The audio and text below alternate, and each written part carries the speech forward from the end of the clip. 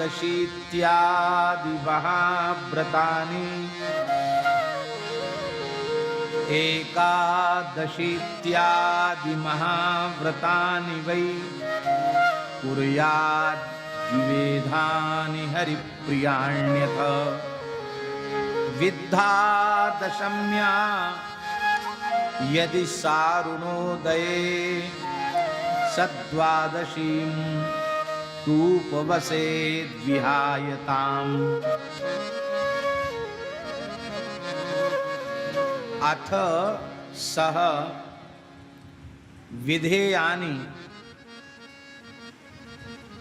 विवेधानि वै हरिप्रियाणि एकादशी इत्यादि महाव्रतानि कुर्यात् यदि अरुणोदय सा दशम्या विद्धा तु ताम विहाय द्वादशीम उपवसेत।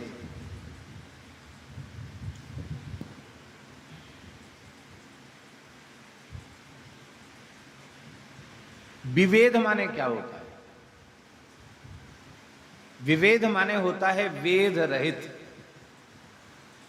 वेद से रहित एकादशी करनी चाहिए, वेद रहित एकादशी करनी चाहिए, दसवीं विद्या नहीं करनी चाहिए। आचार्य चरण कह रहे हैं कि भक्ति के निरूपण के अनंतर व्रतों का निरूपण कर रहे हैं। वैष्णव का धर्म है वह वेद रहित हरिप्रियादि व्रत करें।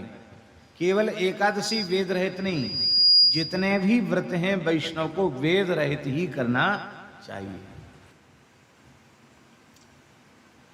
एकादशी इत्यादि महाव्रतों को करे। यदि अरुणोदय के काल में एकादशी दशम्या विद्या है, दसवीं से विद्या है, तो फिर एकादशी को नमस्कार करके माने उस एकादशी को न करे, द्वादशी में ही व्रत करे। किंतु दसवीं विद्या एकादशी किसी भी स्थिति में न करे। ये आचार्य चरण ने निर्देश किया है।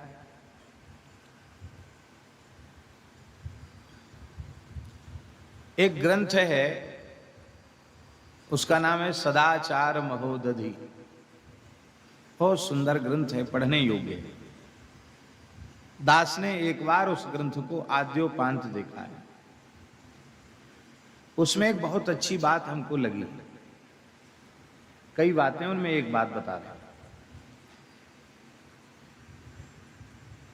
पुराण का प्रमाण प्रस्तुत करते हुए ग्रंथकार ने लिखा है एकादशी के प्रकरण में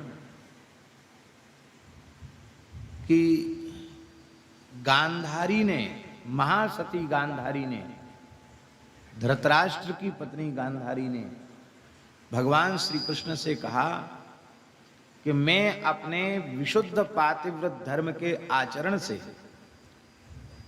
इतनी पवित्रांतक करण वाली हो चुकी हूं कि मुझे अपने पिछले 100 जन्मों तक का स्मरण है। 100 जन्मों तक की मुझे याद है। मैंने कोई शास्त्र विरुद्ध आचरण नहीं किया, पाप नहीं किया। फिर बिना पाप के यह कष्ट हमारे सामने कैसे आया? मेरे 100 पुत्र हुए, पर आज 100 में से एक भी हमको मुखाग्नि देने के लिए, बुढ़ापे में हमारी सेवा करने के लिए एक भी पुत्र उपस्थित नहीं है। तो मुझे तो अपने 100 जन्मों की याद है, पर तुम परमात्मा हो, तुम्हारा ज्ञान तो निरवधिक ज्ञान है,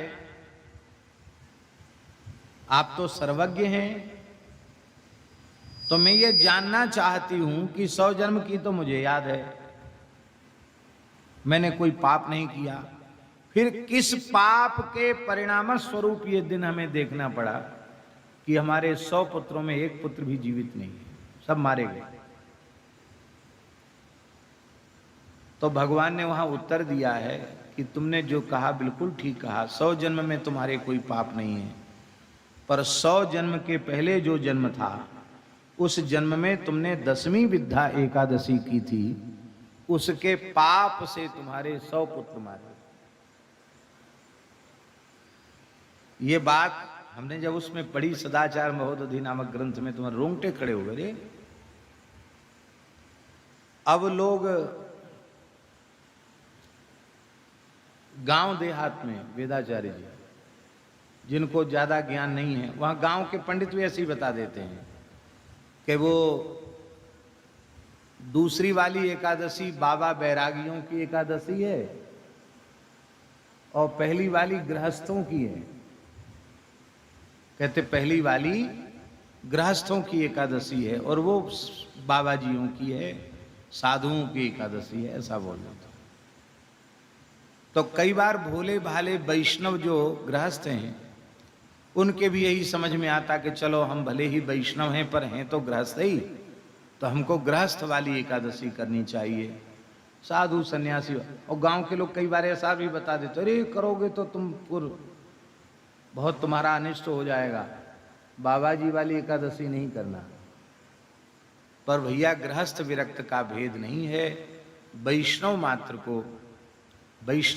को क्या कहें, हम तो कहेंगे प्रत्येक आस्तिक व्यक्ति को विद्या एकादशी नहीं करनी चाहिए। ये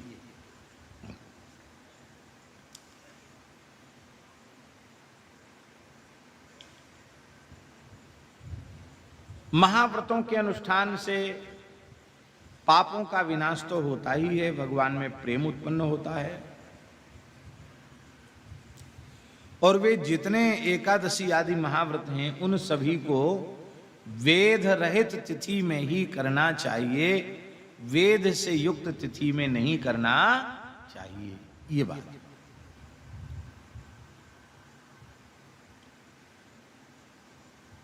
अरुणोदय काल में यदि 10वीं है तो उस दिन आप एकादशी मत करो, भले ही द्वादशी तिथि में ही आपको व्रत करना पड़े तो भी आप व्रत करो। कई बार लोग कहते हैं, ज्योतिष पढ़े लिखे लोग, एकादशी तो है ही नहीं, द्वादशी ही है, करो द्वादशी में व्रत करो, कोई बात नहीं, उसमें दोष नहीं है।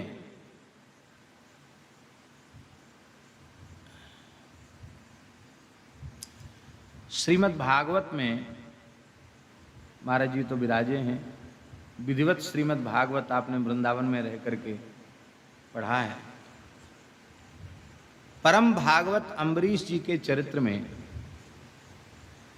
सुखदेव जी क्या कह रहे हैं, आरिराधयिषु कृष्णम महिष्या तुल्यशीलया युक्तः सांवत्सरो वीरः दधार द्वादशी व्रतम। सांवत्सरो वीरो दधार द्वादशी व्रतम, एकादशी व्रतम दधार नहीं कह रहे हैं, द्वादशी व्रतम दधार, माने द्वादशी प्रधान एकादशी व्रत किया, इसका आशय। भगवान नारायण की तिथियों में द्वादशी तिथि भगवान को विशेष प्रिय है। विद्या न करे भले ही द्वादशी में व्रत करना पड़े। और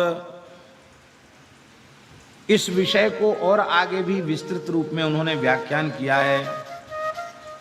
शुद्धा दशम्या, आगे के श्लोक में, शुद्धा दशम्या सूयतेति भेदतो एकादशी साज्विधा विबुध्यताम् वेदोपि बोध्यो द्विविधोरुणोदये सूर्योदये वा दशमी प्रदेशतः प्रवेशता।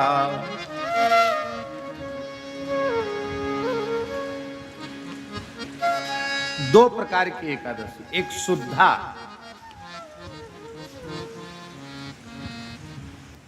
और एक वेदयुक्ता, ये दो प्रकार की। शुद्धा च दशम्या सुयुता इति भेदता सा एकादशी द्विविधा इति विबुध्यता। 2 प्रकार की है।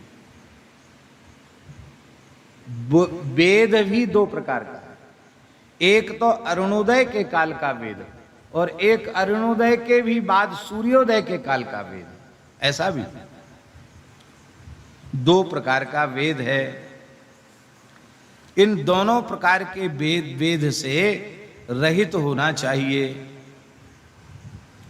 तो शुद्धा एकादशी और विद्या एकादशी, 10वीं के संयोग से रहित एकादशी शुद्धा एकादशी कहलाती है, और उससे युक्त एकादशी माने 10वीं से युक्त एकादशी वो विद्या एकादशी कहलाती है।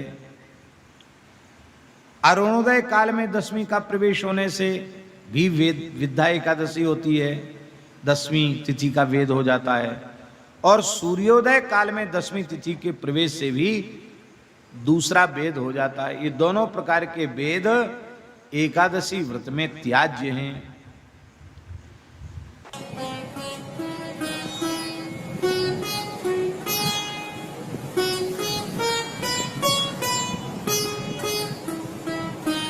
श्री सीताराम प्रतिदिन सत्संग एवं दर्शन के लिए श्री महाराज जी के ऑफिशियल चैनल को जरूर सब्सक्राइब करें।